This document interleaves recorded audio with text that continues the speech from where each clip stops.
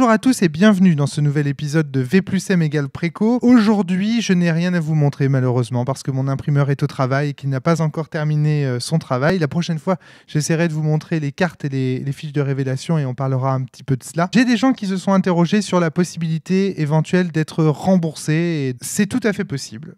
D'ailleurs, lorsque cela m'a été demandé, je l'ai fait immédiatement. Bon, évidemment, ça fait pas plaisir, mais c'est tout à fait possible. Donc voilà, je voulais vous rassurer également de ce côté-là. Je constate que vous n'avez pas été très nombreux à partager la vidéo. Il n'y a pas eu beaucoup de questions qui m'ont été posées, donc j'ai pas grand-chose. Si j'ai pas de questions, ma foi, je n'ai pas grand-chose à vous dire. Par contre, j'ai quand même envie d'ajouter un petit élément, parce qu'à la fin de ma vidéo précédente, je mettais un gros fuck le GNS. Et j'aimerais préciser un petit peu plus ce que j'entendais par là. Alors vous le savez, hein, si vous suivez la cellule depuis longtemps, la plupart des auteurs indépendants qui passent à la cellule aiment beaucoup les théories de The Forge. Et beaucoup d'entre eux se sont servis, et notamment Frédéric Sintès, Christophe Buclet, Fabien Hilvain et moi-même, se sont beaucoup servis de ces théories pour créer leur jeu. Le GNS est qu'une toute petite partie, une sous-partie d'une plus grande théorie qui s'appelle le Big Model et qui est défendue sur The Forge par divers auteurs. Il y a des sources qu'on peut trouver sur Internet sur ces sujets, et notamment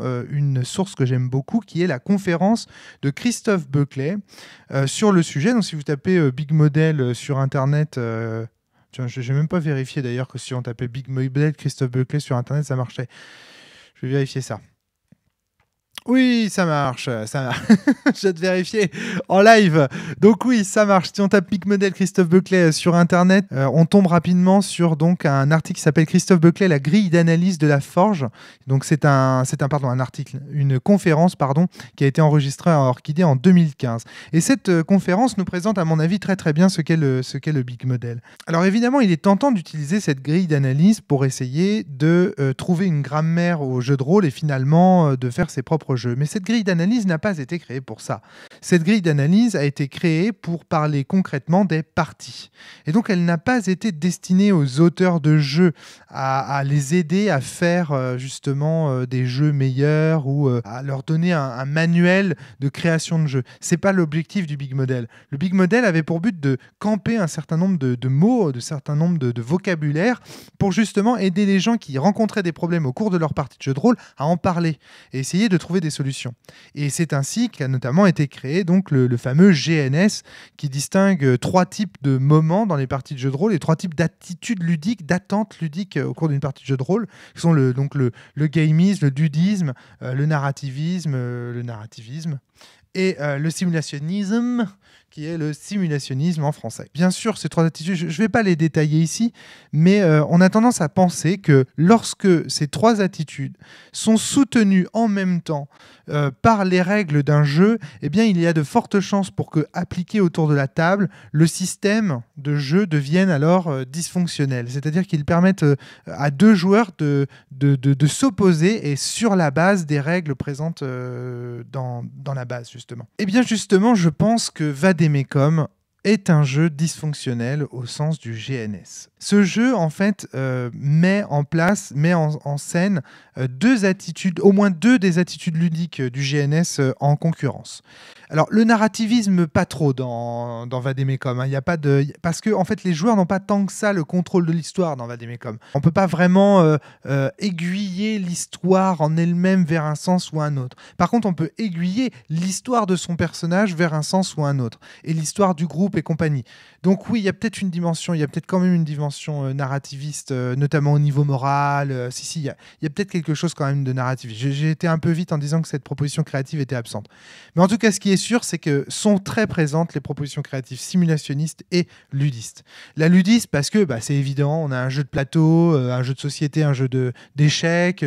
C'est le fait de se déplacer le mieux possible sur l'échiquier, de choisir le move le plus performant. Ça, c'est du ludisme à l'état pur, parce que quand on réussit sur l'échiquier à faire quelque chose, à produire quelque chose de beau, eh bien, on a le droit de se vanter, on obtient le droit de dire « Regardez, c'est moi qui l'ai fait, c'est trop cool ». Et puis, le simulationnisme, évidemment, parce que on doit le respect à un canon esthétique très fort, qui est justement ces canons esthétiques de Die Hard, de Metal Gear, de Parasite, de 24 heures chrono, de X-Files, que je ne cesse de scander au cours de toutes mes vidéos et de mes interviews et compagnie sur le net vis-à-vis de Vademecum.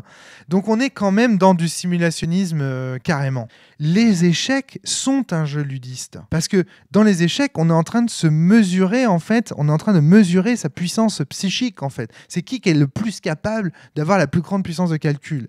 Et donc, en fait, dans Vademecum, le matériel lui-même implique ce ludisme-là. Alors même que Vademecum est un jeu de rôle qui, à mon avis, encourage davantage la proposition créative simulationniste. Si j'avais voulu respecter le GNS, j'aurais vu ces dysfonctionnements. D'ailleurs, je les ai bien vus puisque je les ai annotés dans ma base.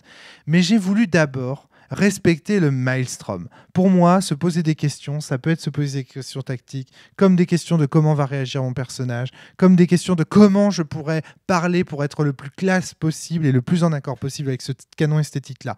Pour moi, je voulais que le maelstrom dépasse le GNS. L'autre dimension ludiste aussi de Vademecum, qui est évidente, c'est cette histoire de rechercher les indices et les révélations et les problématiques avant que le meneur ne les donne. Et ouais, ça, c'est ludiste. Parce que c'est le plus malin, entre guillemets, celui qui a les meilleures idées, celui qui voit le plus dans le jeu du Seigneur, qui va justement comme ça obtenir les points... alors non, il n'obtient pas les points d'expérience seul, il les fait obtenir à toute la table. Mais il a quand même le droit de se vanter, vous voyez ce que je veux dire, il a quand même le droit de se vanter d'avoir fait découvrir à toute la table cela. Par contre, une dimension simulationniste dont je ne vous avais pas parlé mais que je vous répète là maintenant, c'est que par exemple, si les joueurs se posent les bonnes questions et abordent des problématiques attendues par le jeu, ils gagnent des problématiques. Des problématiques qui sont données là aussi par le Seigneur. Donc du coup, ça, c'est plus vous êtes sim, plus vous gagnez des problématiques. Donc vous gagnez de l'XP. Plus vous êtes lude, plus vous gagnez des révélations. Et là aussi, ça avantage le groupe. Donc on voit que Vademecum, comme ça, on n'a rien à foutre du GNS au final. En tout cas, c'est pas grave que Vademecum soit un jeu dysfonctionnel. Moi, en tout cas, oui, je pense que Vademecum est effectivement un jeu dysfonctionnel au sens où on l'entendait dans les premiers podcasts de la cellule. C'est-à-dire que les règles encouragent à créer un système qui peut paraître dysfonctionnel à certains moments. Oui, je pense que c'est le cas. Pour autant, ça n'empêche pas le maelstrom d'avoir lieu. Et moi, ce que je voulais montrer, c'est que justement, toutes ces questions qu'on se pose tous ensemble, elles sont motrices, elles créent le contenu fictionnel malléable. Donc, j'ai pris le risque de faire en sorte, carrément, volontairement, que Vademecum soit un jeu dysfonctionnel. Pour moi, en fait, le GNS, si je veux le traduire en maelstrom, ça représente le fait de se poser certains types de questions. Ce que dit le GNS, c'est qu'il existe 3 types de questionnements différents dans une partie de jeu de rôle. Et que un système qui encouragerait la mise en place de toutes ces questions serait un jeu dysfonctionnel ou serait un jeu en tout cas dangereux parce que, en gros, il y a des questions qui sont un peu contradictoires. Et si toutes ces questions se mettent en place en même temps, du coup, des joueurs peuvent s'engueuler parce qu'ils ne vont pas être d'accord sur le type de questions qu'il faut se poser en ce moment. Et la méthode que trouve Vademecum pour éviter cela, c'est une méthode qui a été aussi très explorée par quelqu'un qui s'appelle Kaseo Kidam. Malheureusement, selon elle, avec assez peu de succès. J'espère que moi, j'en aurai un peu plus qu'elle.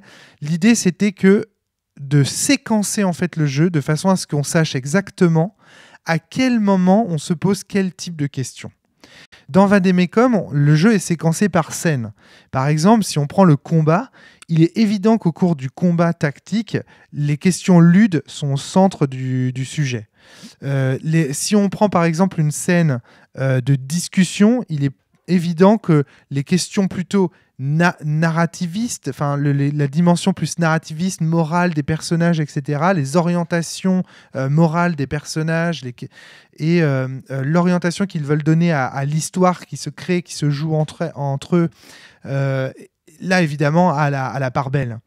De la même manière, à ces moments-là, le simulationnisme aussi, en un sens, parce que dans leur façon de parler, de formuler les problèmes, de choisir les actes qu'ils vont faire plus tard, il y a aussi beaucoup de simulationnisme, c'est-à-dire on cherche à coller au canon esthétique des séries policières citées. Je pense que le séquençage du jeu permet d'éviter les contradictions et les gros écrans bleus. Pour autant, un problème qui se pose dans Vademecum, c'est quand on arrive au moment purement ludique, le schéma tactique au cours des échecs, malgré tous mes efforts pour faire en sorte que ça n'arrive pas, il y a souvent un joueur qui décide de prendre le contrôle des personnages et de jouer à leur place. Parce qu'il pense qu'il calcule mieux les situations sur l'échiquier, qu'il pense qu'il est mieux capable de jouer les pouvoirs des autres personnages, il essaye de dire aux autres « mais fais ça, c'est le meilleur choix à faire ». Il y a une quantité de règles phénoménales dans Vademecum qui veut essayer d'éviter que ce joueur n'intervienne. D'abord, en combat, tour à tour, pendant le tour d'un autre joueur, les autres joueurs n'ont pas le droit de parler, sauf à travers leur personnage pour répondre aux joueurs actifs, si j'ose dire. On ne doit pas faire référence à l'échiquier. Il est interdit de montrer l'échiquier du doigt, de dire fais ça sur telle case, fais ça sur telle case, sur telle case. Les cartes données à chaque personnage et les capacités, et les pouvoirs et les magies données à chaque personnage sont données sur des cartes qui ne doivent pas être lues par les autres joueurs. Donc, chaque joueur est seul maître de ses propres capacités. Tout cela empêche l'effet leader. Et pourtant, nous avons observé par 2 fois, au cours des playtests de Vademecum, que des joueurs essayaient de jouer à la place d'un autre joueur, en se disant « mais non, mais tactiquement, tu devrais faire ça, te mettre sur cette case-là et faire ceci, faire cela ». Ça, c'est le mal absolu. Il ne faut pas, au cours d'une partie de Vademecum, qu'un joueur joue à la place des autres. Non, non et encore non. Chaque joueur est responsable de son personnage, pas des autres personnages. Donc, lorsque le seigneur voit que cela arrive à sa table, il faut qu'il prenne le parti du joueur qui dit « mais laisse-moi tranquille, fous-moi la paix, espèce de joueur leader de merde, fous-moi la paix, j'ai envie de jouer mon personnage comme je veux, j'ai envie de faire mes erreurs aussi, j'ai envie de faire mes choix, même s'ils sont mauvais selon toi, laisse-moi faire mes choix ». Mais ça, cette dimension-là, la dimension du joueur de l'effet leader, ça n'a rien à voir avec le GNS. Ce n'est pas le fait que des propositions créatives entrent en contradiction qui pose problème ici. Ce qui pose problème ici, c'est qu'il y a un joueur qui est tellement ludiste, qui veut tellement avoir raison et être le meilleur, qu'il prend en fait le contrôle des autres personnages pour produire le meilleur combat possible.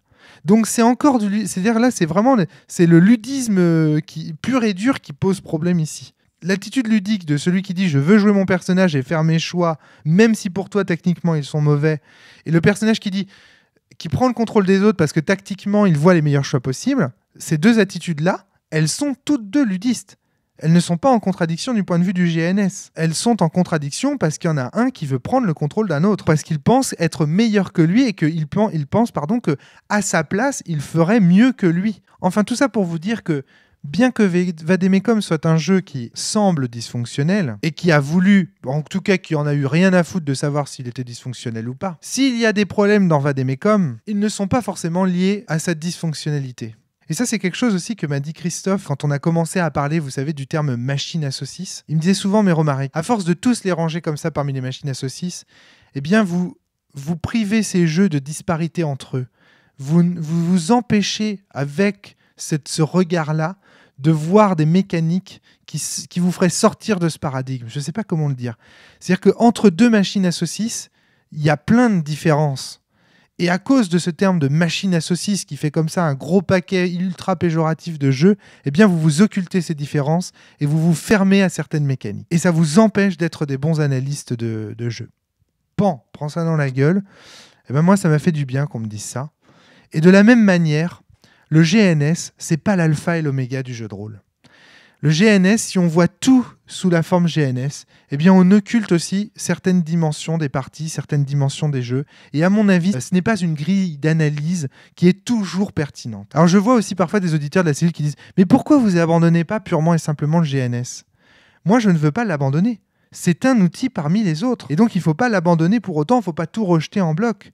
C'est pas parce que son auteur ou l'un de ses auteurs a dit que le GNS était mort qu'il ne faut pas, de temps en temps, de se poser des questions de GNS. C'est très intéressant parce qu'il y a des parties qui dysfonctionnent vraiment pour des raisons GNS, si j'ose dire, et d'autres qui dysfonctionnent pour toute autre raison. D'autre part, les gens qui disent ça, c'est souvent des gens qui disent ça pour faire des jeux. Mais le GNS n'a pas été fait pour faire des jeux. Il a été fait pour discuter de problèmes rencontrés au cours des parties. Donc le GNS n'est pas un conseil aux auteurs de jeux.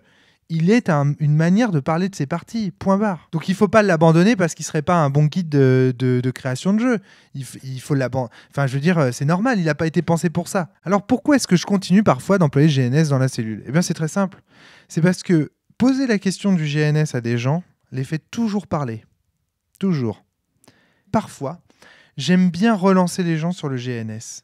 et poser la question aux gens, alors selon vous, ce jeu, il est dysfonctionnel selon le GNS ou pas? Du coup, ça oblige les gens en fait à parler des attitudes ludiques, des attentes qu'ils avaient vis-à-vis du jeu, et souvent à dire ce qu'ils avaient sur le cœur. Et c'est pour ça qu'à la cellule, je continue souvent d'employer le vocabulaire du GNS. Et c'est pour ça que je vous dis, c'est une grille d'analyse parmi les autres. Entendre les gens parler sous le regard GNS d'un jeu, c'est tout aussi intéressant que de les entendre en parler sous le point de vue du matériel fourni avec le jeu, sous le point de vue de son apparence, sous le point de vue de son discours, de ce qu'il met en place et compagnie et compagnie. Voilà, c'est ce que je voulais vous dire aujourd'hui pour vous expliquer un peu ce sous-titre de la dernière vidéo. J'espère que vous allez continuer à être nombreux à commander Vademecum.